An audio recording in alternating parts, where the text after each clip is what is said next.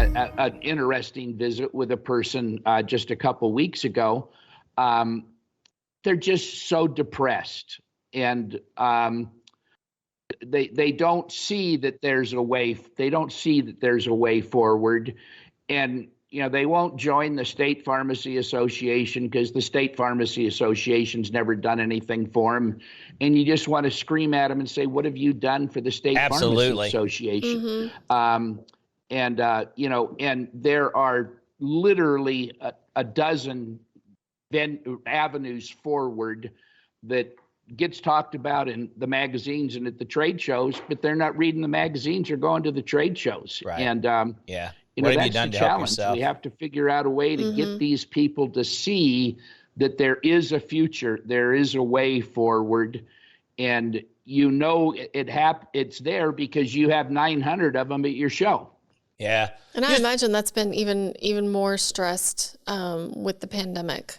Well, you see these, one of the things, there's a big group, a consulting group that has these member deals. And for a time, we kind of snuck in there to see what was going on. But finally I said, I'm not putting this crap in my brain anymore. Right? These some of these pharmacists, they get together with these fest of the glass is half empty and kind of stuff. And you just walk away and are sad. There's people today who run Facebook groups and different type of groups. And you want to take those guys and you want to say, hey, your goal should be when somebody sits down with this for a little while and gets up and goes, they're walking a little lighter. They're excited. They're thinking about something they're going to do, not thinking about, the doom and gloom and just go away and going, I really need to sell this thing. This industry is really crap. Because, if the glass is 100% full, capitalism is going to fix that. Right? Somebody's going to come out there. I saw an interesting TikTok. The last of my stuff comes from TikTok today. But talking about how if you're making too much money, capitalism is going to fix that. Somebody's going to come in and they're going to do it at a better price and they're going to do it better. If your glass is 100% full, somebody else is going to come in there and do it, and capitalism is going to fix it. If you're in a good market, your glass is never going to be 100% full. It's going to be half full. And so you've got to go, oh, wow, I got a glass half full industry. What opportunity there is, because I can kill it if I just try. If I listen and I study from other people and I do it, and there are pharmacies out there that are killing it, but they're not doing it with just dispensing. Well, and then always looking at what somebody else is doing and going, I have an idea how I can do that better. I can do this my way, and to me, it's better. But I mean, I look at everything that way. Yeah, I had Craig, our new CEO, hit me a couple weeks ago. Is he still considered new if it's been 2 years? I don't know. It's all new. It's new every day. Craig was asking, what's Pioneer's culture? Not one of those things I think about. These are more kind of, bigger companies think about culture. We haven't really had a culture. We're going to do culture. But as you get bigger, these are the things you have to be challenged with, do. And really, I thought about it for a while, and our culture is innovation. How do we be better tomorrow? Just a really aggressive, I can remember earlier on our warehouse. We stock about 6 months of things we'd used for. We're not just in time on ordering stuff to do installs because we can't afford to not be to do an install because we don't have product. Matter of fact, right now with all the disruptions, we have a year's worth. With the pandemic, we got up to a year's I bet you we've remodeled the way the warehouse works 20 times.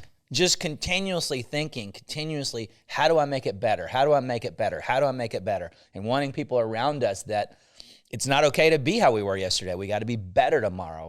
We got to not think of ourselves as the wolf on the top of the hill.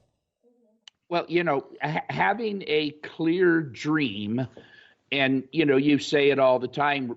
Save and revitalize independent pharmacy.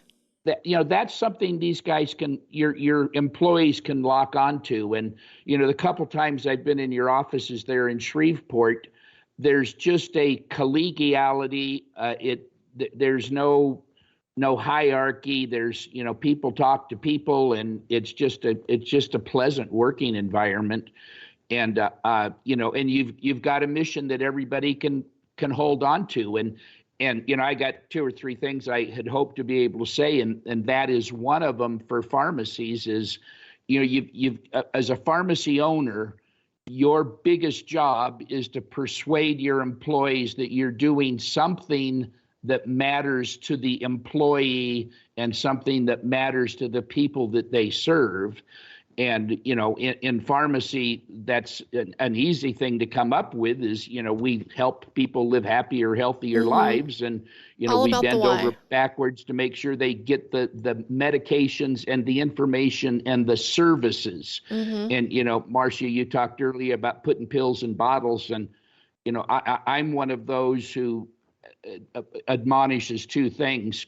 Keep filling as many prescriptions as you can profitably fill, because that brings people to your pharmacy.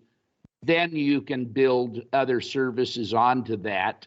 It's easier to sell somebody who's a prescription customer on a drug nutrient depletion program than it is to sell somebody to buy a vitamin who's filling their prescription someplace else. So you got to get the people in your store. And when they come in, they have to recognize that this place is alive and vibrant, and there's an atmosphere there of collegiality and concern. And when I walk into a pharmacy and the lights are low and the people are hiding behind piles of stuff on the prescription counter and focusing on a computer screen, I know immediately that that's not a pharmacy that's thriving. Right. No, it's absolutely, I mean, it's absolutely more than just putting pills in a bottle. It's got to be more. It's making a relationship with that patient so they feel safe with anything and everything that you recommend their way.